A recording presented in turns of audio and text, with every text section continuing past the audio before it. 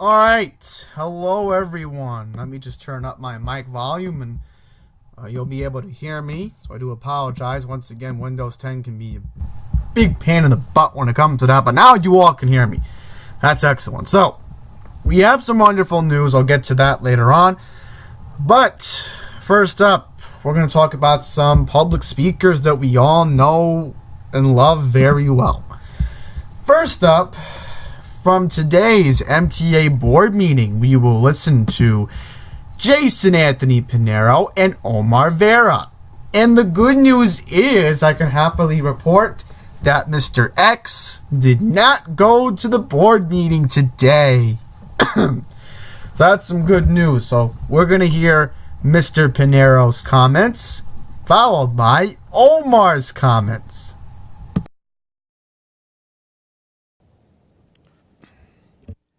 Good morning, MTA board. I'm here today among you guys to tell you this. I'm against all fare and toll increases. And here's why. Neil, could you pay attention, please? Thank you. That will be very kind of you. Pay attention because it is not, I'm not trying Mr. Pinero, I want to remind you there are some rules of conduct. I know that, Forgive me. Forgive me. I've reminded speakers of that in the past.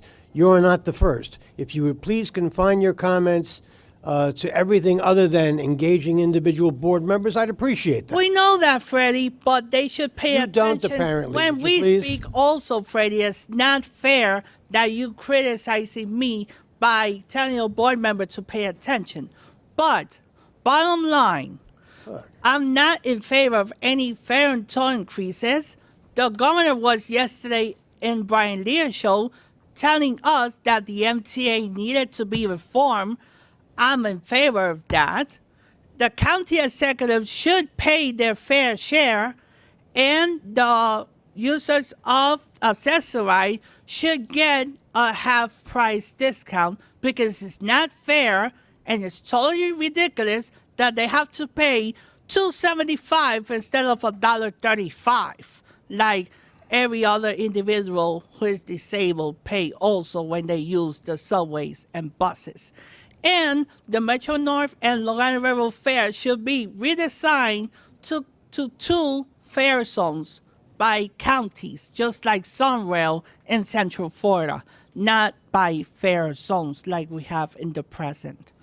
So I hope that you guys pay attention to every single of us and vote no for the fare and toll increases. That's all I have to say. So as you heard just there, Jason was trying to get direct attention of a board member. All I'm going to say is that Freddie is right. You're not supposed to do that. I am going to defend Fernando Ferner on that point. And, you know, Jason made some good points. I'll give him credit too. Credit's due. We have discussed this stuff offline, and I'm glad we have. It's a very good open conversation. But also, I will say this, that you will hear some good news from me as we go along in this video. So let's get to Omar's comment from today. We'll fast forward right around here. So this is where Omar Vera did speak today. So let's get to his comments. So once again, I'll turn off my mic and we'll listen to the desktop audio.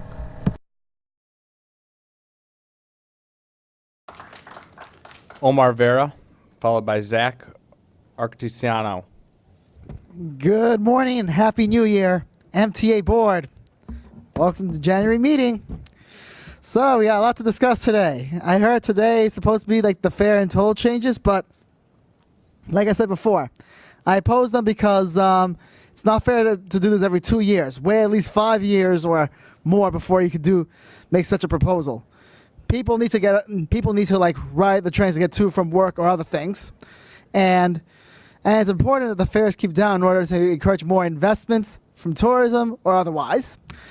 and which is why I feel like eventually when the MTA finally gets more fundings to lower the fare back down to $2. That should be the goal. Another thing I should say is please introduce a veterans discount. H.P. Shore has been here many times. He's requested patiently and with dignity, and it's time that those who serve get the benefits of the services from the society in which they have served at war and at peacetime.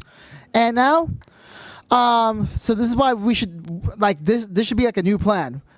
Work well with the new state senate in Albany. Especially, I already suggested working with my state senator Robert Jackson, and as well as others, and so yes, and the governor also needs to explain how is he going to do the L Trade Tunnel project, especially after the ones we've been planning for the 15-month reconstruction.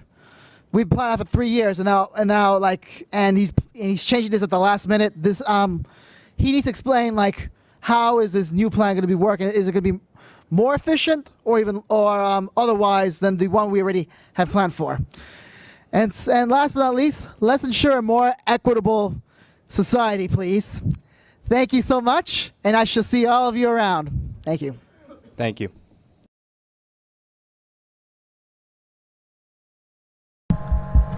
So, the fare increases were the main subject of today.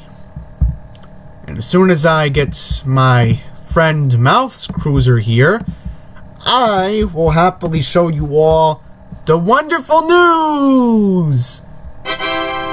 Yay! No fare hikes for now! I am excited, folks! Faremageddon didn't happen! That's why today's video is titled Celebration! Because with YouTube demonetizing my videos, I must take advantage of one simple word that could literally be the significance of joy for one whole month. For now, that is. Faremageddon didn't happen today. So, now we're going to talk about the good news. Today, the Metropolitan Transportation Authority Board postponed a highly anticipated vote on fare and toll hikes in order to continue mulling over options. The MTA Board voted to push back the vote on the 2 fare hike options to its February meeting. So once again, we will probably know more about this in February, but for now, we won. For now, for one whole month, we somewhat have won this battle. One vote would have increased the base fare to $3 and offering hiring purchasing bonuses, while the other would have kept the base fare at $2.75 and eliminating purchasing bonuses. The hikes were initially expected to take place in March, making the 7th increase since 2008. Also keeping in mind the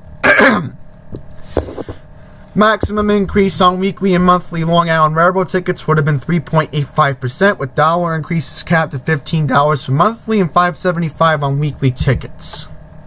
The decision came as the authority faces a larger existential crisis around management, funding, and services.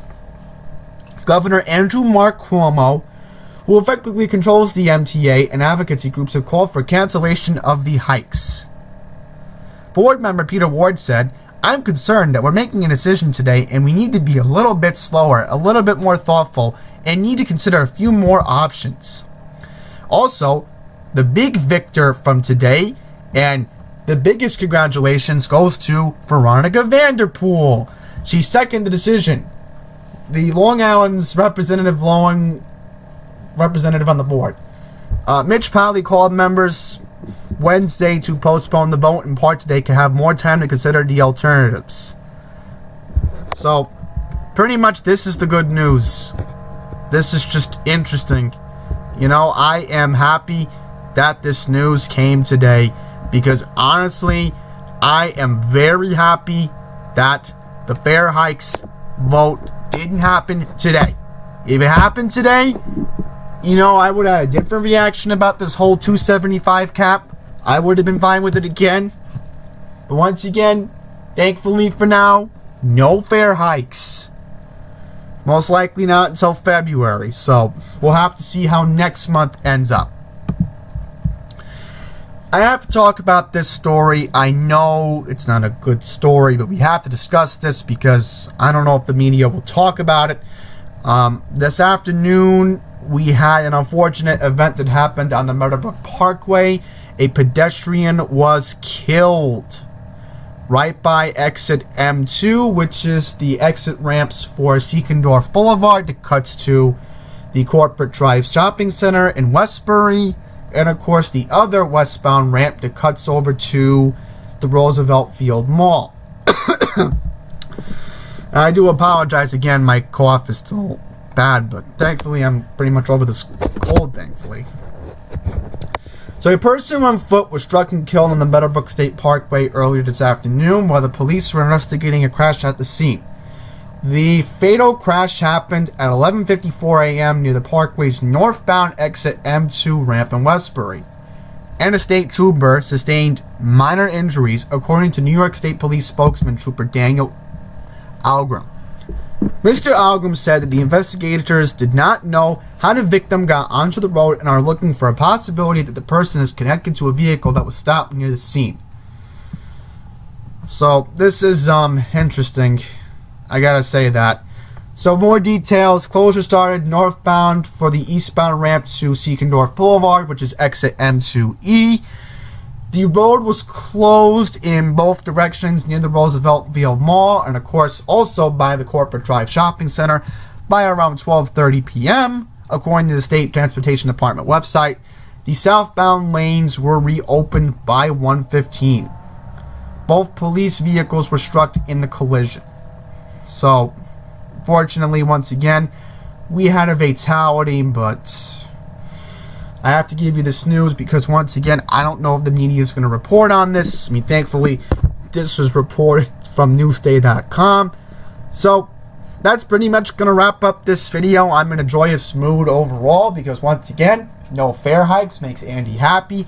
But we have to figure out when the next Faremageddon could be coming because we may have another date that we may have to regret in February. So without further ado, thank you all for watching this video, and until the next one, please take care.